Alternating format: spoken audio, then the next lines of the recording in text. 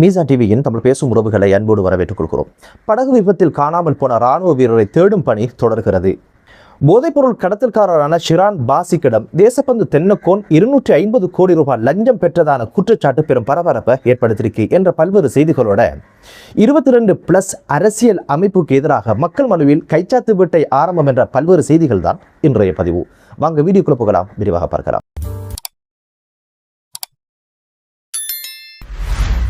கடற்படைக்கு சொந்தமான டோரா அதிவேக படகு ஒன்று விபத்துக்குள்ளானதை அடுத்து காணாமல் போன கடற்படை வீரரை தேடுகின்ற பணி மேலும் தொடர்கிறது.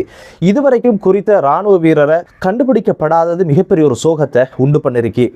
இப்போது விபத்துக்குள்ளான டோரா படகினை கடல் மேற்பரப்புக்குள் கொண்டு கொழும்பு துறைமுகத்திற்கு அதை நகர்த்துகின்ற கொண்டு செல்லுகின்ற பணியை இப்போது கடற்படையினர் மேற்கொண்டிருப்பதான ஆறுதலான செய்தி கிடைத்தாலும் கூட இந்த விபத்தில் காணாமல் போன இராணுவ வீரர் இதுவரைக்கும் கண்டுபிடிக்கப்படவில்லை என்ற சோக கதை தொடர்கிறது.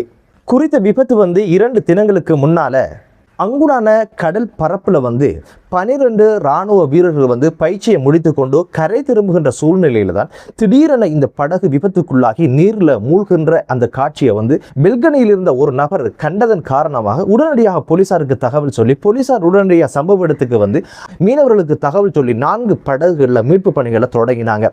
11 இராணுவ வீரர்களை பத்திரமாக கடலிலிருந்து மீட்டவங்களுக்கு குறித்த காணாமல் போன இராணுவ வீரரை கண்டுபிடிக்க முடியாமல் போனது மிகப்பெரிய ஒரு சோகத்தையும் மிகப்பெரிய ஒரு அதிர்ச்சியும் உண்டு பண்ணியது. வைத்தியசாலையில் அனுமதிக்கப்பட்டவர்கள் நிலைமை இப்போது சாதாரணமாக இருக்கிறது என்ற ஆறுதலான செய்தி இருந்தும் கூட காணாமல் போன குறித்த கடற்படை வீரரை கண்டுபிடிக்க முடியாத ஒரு சூழ்நிலை தான் இருக்குது. கடற்படை வீரர்கள் மற்றும் விமானப்படை வீரர்கள், போலீசார்கள் மற்றும் பிரதேசவாசிகள் இணைந்து குறித்த காணாமல் போன இராணுவ வீரரை தேடுகின்ற பணி இதுவரைக்கும் தொடர்கிறது. இந்த சம்பவம் குறித்து இப்போது மக்களுடைய விசனம் என்ன, மக்கள் எவ்வகையான குற்றச்சாட்டுகளை முன்வைக்க அப்படின்னு கேட்டீங்கன்னா, கடந்த 3 வருடங்களுக்கு முன்னால இந்த இடம் ஆபத்தானது, இந்த இடத்துல அடிக்கடி விபத்துகள் நடக்குது, இந்த குறித்த இடத்துல மிதவைகளை நட்டி அடையாளப்படுத்திட்டா இந்த விபத்துகளை தடுக்கலாம் அப்படின்ற கோரிக்கையின் அடிப்படையில் தான் இந்த ஒரு கோரிக்கையை கடற்றொழில் அமைச்சுக்கு முன் வச்சிருக்கிறாங்க. இதுவரைக்கும் அந்த ஒரு விஷயத்துல கடற்றொழில் அமைச்சு கவனம் செலுத்தாத சூழ்நிலையில தான் இப்போது கடற்படைக்கு சொந்தமான டோரா அதிவேக படகு விபத்துக்குள்ளானதுல இந்த அசம்பாவிதம் நடந்து முடிஞ்சிருக்கு.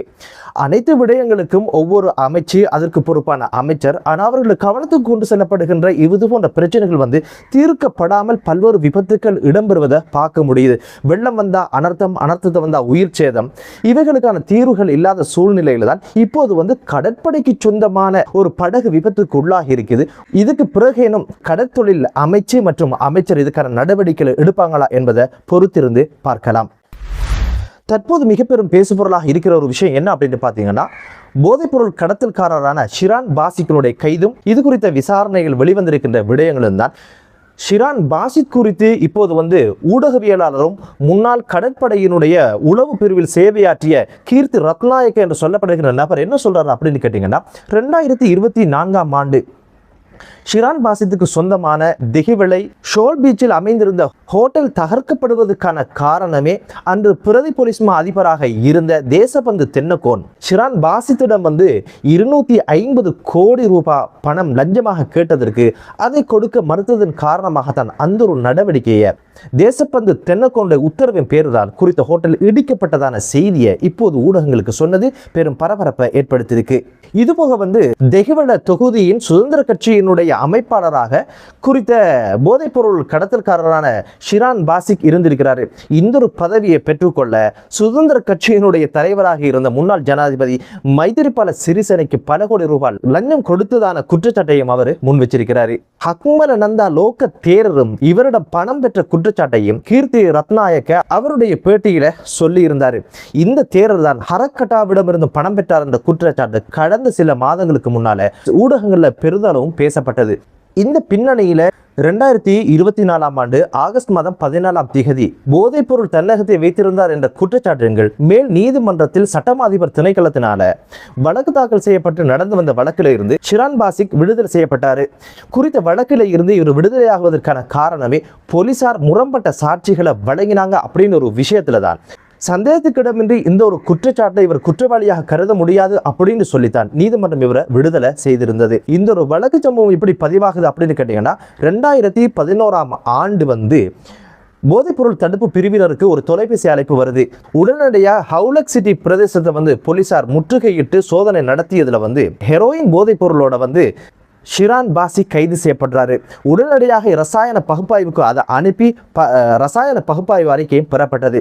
தூய்மையான ஹெரோயின் போதைப்பொருள் அப்படின்னு சொல்லி 4.53 கிராம் இருப்பதாகத்தான் அந்த அறிக்கை குறிப்பிட்டதை அடுத்து போலீசார் விசாரணைகளை துரிதப்படுத்தி விசாரணைகள் நிறைவுக்கு கொண்டு சட்டமா அதிபர் திணைக்களத்துக்கு அதை அனுப்பி வச்சாங்க. சட்டமா அதிபர் திணைக்களம் என்ன பண்ணிச்சு அப்படின்னு கேட்டீங்கன்னா, உடனடியாக 2 மிக முக்கியமான குற்றச்சாட்டின் கீழ் ஷிரான் பாசிக்கு எதிராக கொழும்பு மேல் நீதிமன்றத்தில் வழக்கு தாக்கல் செஞ்சாங்க. முதலாவது குற்றச்சாட்டு என்ன அப்படின்னு பார்த்தீங்கன்னா, ஹெரோயின் போதைப் பொருளை தன்னகத்தை வைத்திருந்தார், ஹெரோயின் போதைப் பொருளுடன் பயணித்தார் அப்படின்ற 2 குற்றச்சாட்டின் கீழ் தான் இந்த வழக்கு தாக்கல் செய்யப்பட்டது.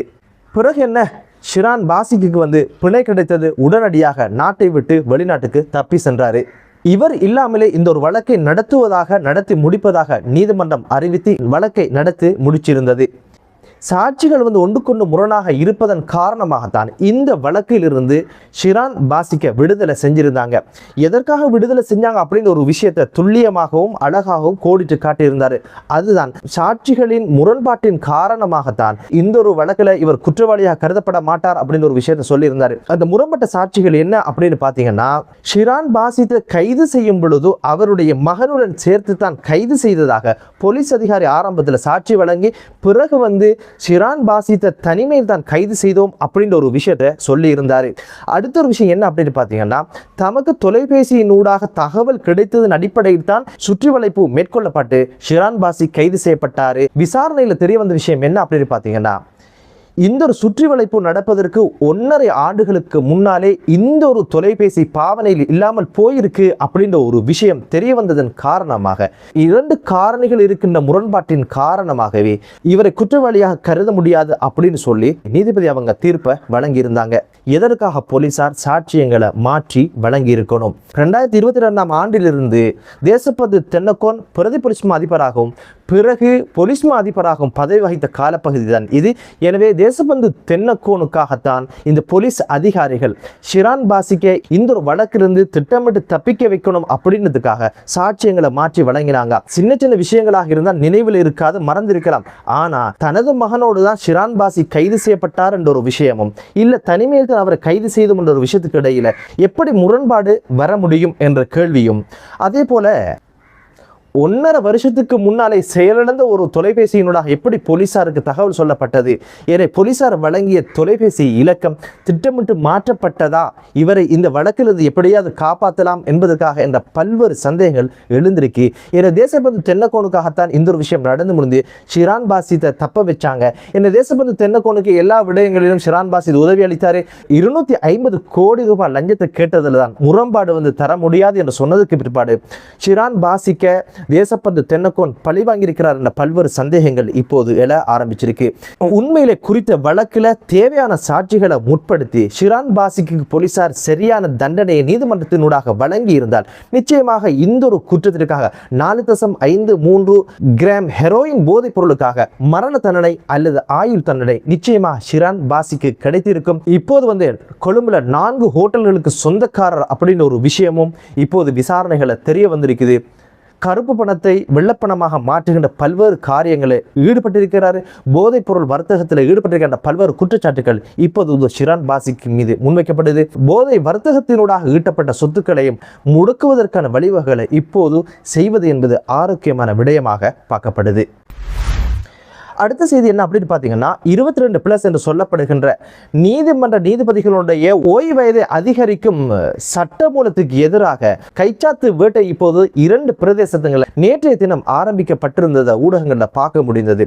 இதில் கைச்சாத்திட்டவங்க சொல்லுகின்ற குற்றச்சாட்டு என்ன அப்படின்னு பார்த்தீங்கன்னா, எந்த ஒரு அரசும் நீதிமன்றத்துடைய சுயாதீனத்தில் கை வைக்கல, இப்போது இருக்கின்ற அரசு நீதிமன்றத்துடைய சுயாதீனத்தில் கை வச்சுட்டு அப்படின்ற குற்றச்சாட்டை சொல்லி இருந்தாங்க. கடந்த காலத்தில் மஹிந்த ராஜபக்ச பிரதம நீதியரசர் ஷிராணி பண்டாரநாயக்கிக்கு எதிராக குற்றவியல் பிரேரணையை கொண்டு பதவி நீக்கம் செய்த சம்பவம் எல்லாம் மறந்துட்டு தான் இப்போது எந்த ஒரு அரசும் நீதிமன்ற சுயாதீனத்தில் கை வைக்கல, இந்த அரசு நீதிமன்ற சுயாதீனத்தில் கை வச்சுட்டு இதை உடனடியாக நிறுத்தணும் அப்படின்னு கோஷங்களை இப்போது முன்வைக்கிறாங்க. இப்போது பல்வேறு தரப்புகளில் இருந்து 22வது அரசியல் மறுசீரமைப்புக்கான எதிர்ப்பு வந்திருக்கிற சூழ்நிலையில் ஜனாதிபதி அவர்கள் இதை நிறைவேற்றுவார்களா அப்படின்னு கேட்டீங்கன்னா நிச்சயமாக இதை நிறைவேற்றுவாங்க அப்படின்றது அவருடைய பேச்சுக்களில் தெரிகிற ஒரு விஷயம். கடந்த காலங்களில் பல்வேறு சீர்திருத்தங்களை கொண்டு வருவதற்கு அரசு முயற்சி எடுத்த போதிலும் பல்வேறு அழுத்தங்களின் காரணமாக அவைகள் கைவிடப்பட்ட சூழ்நிலையில தான் இந்த 22+ என்று சொல்லப்படுகின்ற அரசியல் மறுசீரமைப்பை ஜனாதிபதி அவங்க என்ன சவால் வந்தாலும் தான் வீட்டுக்கு போக வேண்டி வந்தாலும் நிச்சயமாக இந்த ஒரு விஷயத்தை செய்து முடிப்பேன் அப்படின்ற ஒரு கொள்கையில இருக்கிறதுனால நிச்சயமாக ஜனாதிபதி அவங்க உண்டு பண்ணுவாங்க அப்படின்ற ஒரு விஷயம் தெரியுது.